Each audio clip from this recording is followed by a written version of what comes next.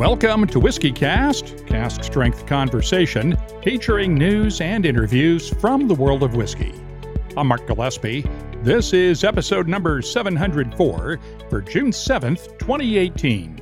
Coming up in a few minutes.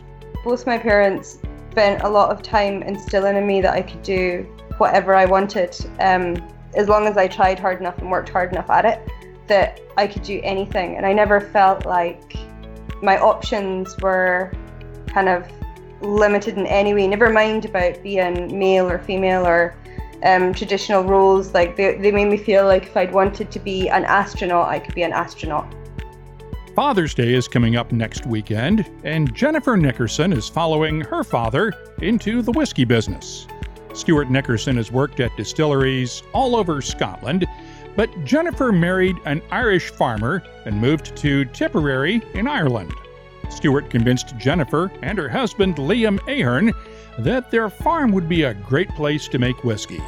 They're in the process now of building the Tipperary Boutique Distillery. They've already released 2 sourced Irish whiskies under the Tipperary brand and have begun laying down their own spirit with the help of other distillers. We'll talk with Stuart and Jennifer Nickerson on WhiskyCast In-Depth. That's coming up later, along with your voice, the calendar of events, behind the label, and the What I'm Tasting This Week department. All on this edition of WhiskyCast. This is whiskey, Johnny Walker's Scotch Whisky, from this place and these people, aye, Scotch makers, creating the bold and complex flavour of Johnny Walker Black Label. Step right up. WhiskyCast, brought to you by Redbreast, the definitive single pot still Irish whiskey. Those in the know Redbreast. Let's start off with the news. It's brought to you by Highland Park. The whiskey trade war has taken a couple of steps closer to becoming reality.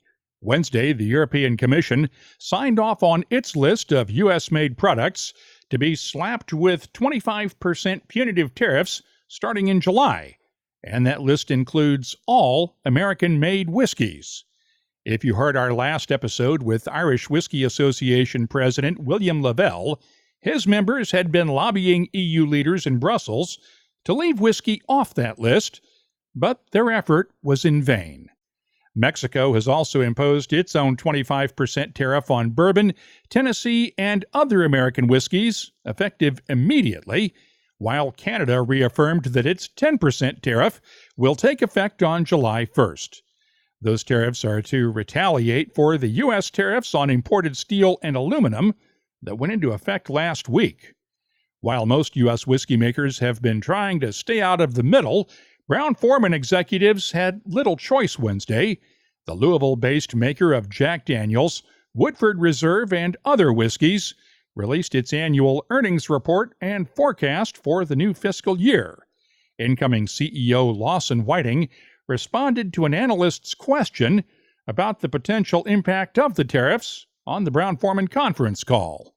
Look, it's a tough, tricky situation that we've been watching now for months, and it seems like every day we wake up and the thing takes a little bit of a twist and turn, including even last night. So it's a dynamic situation. It's one that we're obviously watching closely. It's one where it's very dangerous, I think, to make sort of generalistic statements, or broad statements across large quantities of markets, because I do think our reaction will be largely market by market basis. And what we mean by that, just trying to be clear on it, markets where we own our own route to market, which would be most of Europe, most of the big markets in Europe, we have a lot more flexibility and control over the situation. In markets where we use third-party distributors, it's a little bit more difficult. So we're going to have different responses for those different types of markets. Markets that have big retail concentration, where we have 1 or 2 customers that may make up a majority of our sales, we're going to have to be careful with those markets too. So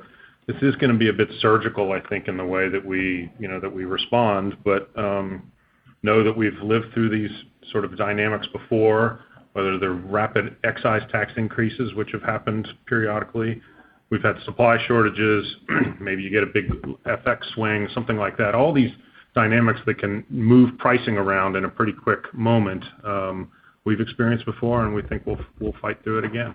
Brown-Forman has been shipping extra product to its overseas warehouses in anticipation of the tariffs, and the company maintained its forecast for sales growth of 5 to 7% during this fiscal year, while noting that the threat of tariffs makes it difficult to accurately forecast future results. So far, there's been no official response from the Trump administration to the retaliatory tariffs. President Trump will meet this weekend with leaders of many of those countries at the G7 summit in Quebec. It is likely to be an awkward discussion. In other news, another Irish whiskey maturation warehouse project has been sidelined. John Teeling's Great Northern Distillery has walked away from plans to build a warehouse complex in Kilcurry after strong objections from area residents. Teeling had purchased the 111-acre site last year and wanted to convert it from agricultural land into 13 maturation warehouses. Louth County Council members voted unanimously Tuesday night against a rezoning application for the site. Teeling had refused to withdraw the application, even after telling the Irish Times last week that he would not move ahead with the project.